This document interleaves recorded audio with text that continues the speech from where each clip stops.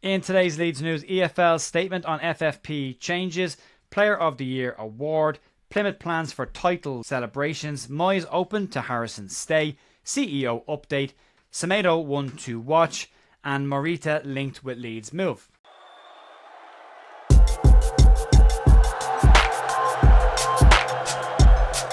Morning folks, Jay here at The View on Friday morning, the 2nd of May with your Leeds United news. Hope you had a good week so far, heading into the final day of the season.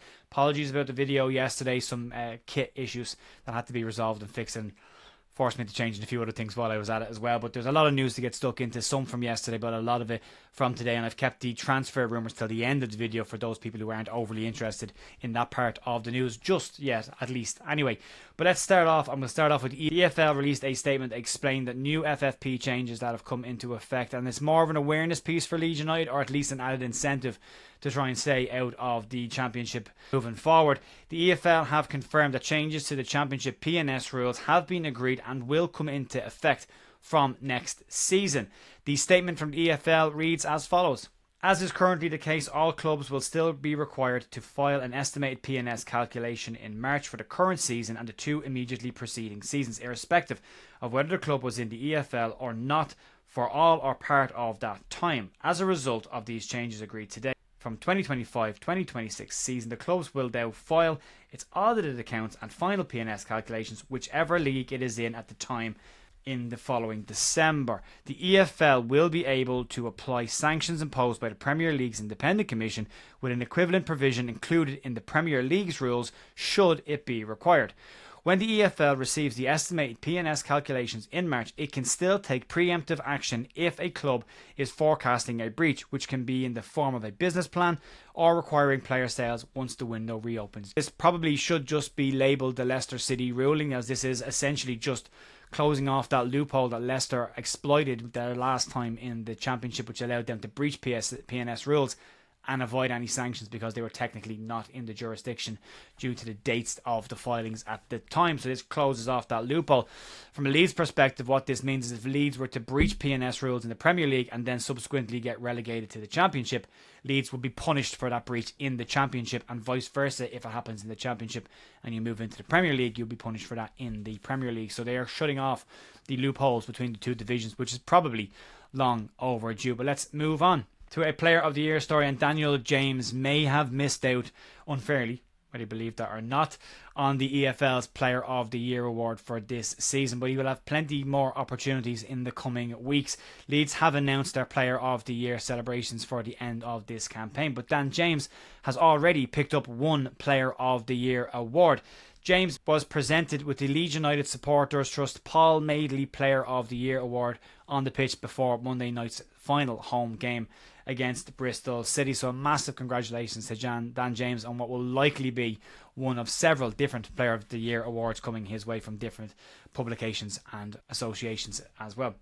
Let's move on and talk about the planned title celebrations potentially for Saturday, and it's not done and dusted just yet. Leeds still need one more win before they can celebrate being champions again, but Plymouth Argyle have the painful task of organising the security and restrictions for a title celebration at their own ground on a day where it looks likely that they will be confirmed as relegated. They need a goal-scoring miracle to survive on the final day. Leeds fans will need to be aware of extra security measures that are in place, as well as identity checks that are likely to be carried out on the day. Plymouth have released a statement on the security checks and the details for fans, and it reads as follows. Ahead of Saturday's final Sky Bet Championship match of the season against Leeds United, we wanted to remind the Green Army of some important safety protocols with much riding on the game for our visitors. We are expecting Leeds United supporters to travel to the southwest in numbers, and the surrounding area of the stadium is likely to be very busy in the build-up to the match. As a result, we will be enforcing an outer ring to aid security measures, meaning access to home park will be slower than normal. We will therefore open the stadium 2 hours ahead of kickoff for this game. Supporters will need tickets ready for scanning to enter the outer ring. Please ensure that you have them ready to enter the stadium to ensure a smooth access for your fellow fans. We would also like to remind fans that it is a breach of our ticketing terms and conditions to sell your ticket outside of the club's approved methods, and anyone who does this will have their ticketing accounts suspended. Both home and away ticket holders may be required to show ID upon entry to ensure that tickets are not being sold on. If Leeds do manage to win the game on Saturday, or at least equal the same result that Burnley get, Plymouth will still do their customary lap of honour straight after kick-off to thank their fans for their support for the season. Once they've left the pitch, then the title celebrations will start with Leeds being presented with the trophy should, as I say, they better or equal Burnley's result on Saturday. Let's move on to a potential exit away from the club, and we've been waiting to hear about this one for a little bit, and it's getting closer and closer, and that's Jack Harrison's potential permanent exit away from Elland Road. With Leeds promoted back to the Premier League, Jack Harrison's loan exit clause no longer applies, and Harrison is forced with the possibility of having to return to Leeds United this summer. Harrison has had a season to forget at Everton, only scoring 1 goal all season, and has found himself more often than not on the bench under Sean Dyche this season, and any hopes of an Everton stay appeared from a Leeds perspective to be slipping away week by week. But Harrison himself said 2 weeks ago that he was keen to stay at Everton and wanted to be part of what they were building with their move into Bramley Dock next season.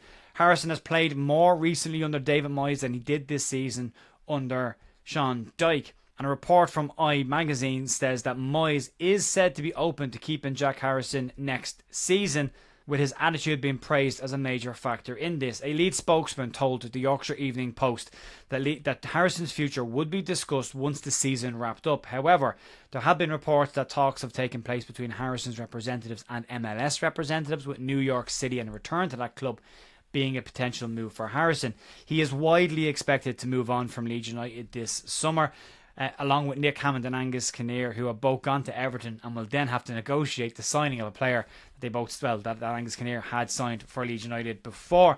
Team Talk are also stating on this story that they believe that talks between Leeds United and Everton have already taken place and are ongoing over a potential permanent move for Jack Harrison to the Toffees next season. I think it will be a very tough ask for Jack to come back to Leeds after what's been said over the last 2 years. A lot of water under that bridge, so probably best to move on. And Leeds have got some very good wide options and will obviously look to strengthen in those areas as well. Banner Solomon being one area they're looking at trying to make permanent as quickly as possible. But we move on.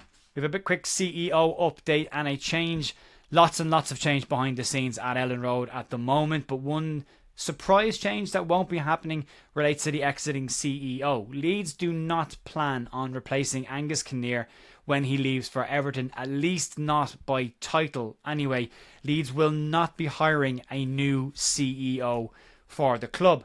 Robbie Evans is now expected in his promotion into the managing director role to take on the responsibilities of CEO, but will do so under the managing director title and not the chief executive operator title that has been used by Angus Kinnear over his 8-year term at the club. So Robbie Evans moves into that senior position but won't carry the CEO title, just a managing director one. We'll move into 2 transfer rumoured stories that have happened today, and these are rumours at this point and stories from other publications, so pinch of salt at this point. We'll start off with one around Nelson Semedo, and Wolves right back Nelson Semedo is set to see his contract expire this summer at Molineux and is expected to move away from the club. And according to Ben Jacobs, Leeds United could be a club to keep an eye on. Semedo is 31 years of age and has clocked up 161 Premier League appearances so far in his career. But apparently there is said to be a lot of interest in the former Barcelona player. Speaking to the Wolfpack podcast, Ben Jacobs said the following: Leeds might be one to watch. The only thing that might put them off Semedo, to my knowledge, is that Leeds will be going for a left-sided rather than a right-sided fullback. We'll have to wait and see if by moving into the Premier League they feel like an experienced player of his calibre is somebody that they choose to escalate. These are just internal discussions and names at the minute. Sam Byram and Junior Firpo could both exit Leeds in the coming weeks once the season has wrapped up, and that would leave Leeds with only Isaac Schmidt and Jayden Bogle in the fullback positions. So Leeds would need 2 fullbacks, one on either side, for cover and for competition going into next season. And Semedo has got a hell of a lot of experience, although has operated in the lower half of the Premier League over recent years, but still a decent player and decent calibre there. But the age might be a factor as well. He seems to be slightly older than the age demo the 49ers usually tend to go for, but we'll keep an eye on it Let's move on to the final one. An interesting link that's come out of Portugal today, and according to a report in Record, Leeds United are labelled as being well placed to complete a move for Sporting Lisbon midfielder Masa Morita. The report says that the move would depend on the player's desire for the move, as well as whether he will sign a new contract at Sporting Lisbon or not. Lisbon are said to be calling the player's bluff on winding his contract down and are willing to sit out his contract to see if he will sign a new deal. The Japanese midfielder is 29 years of age, and so far this season the league has clocked up 20 appearances, scoring twice and adding 3 assists as well. He missed a portion of this season due to injury, but either side of that injury was a consistent member of the Sporting Lisbon team, who are the Portuguese league frontrunners at the minute. A fee rumoured to be in the region of €8 million is said to be enough to get the player, who is entering the final year of his current contract. In all competitions this season, Morita has clocked up 30 appearances with 7 Champions League appearances in that spell as well.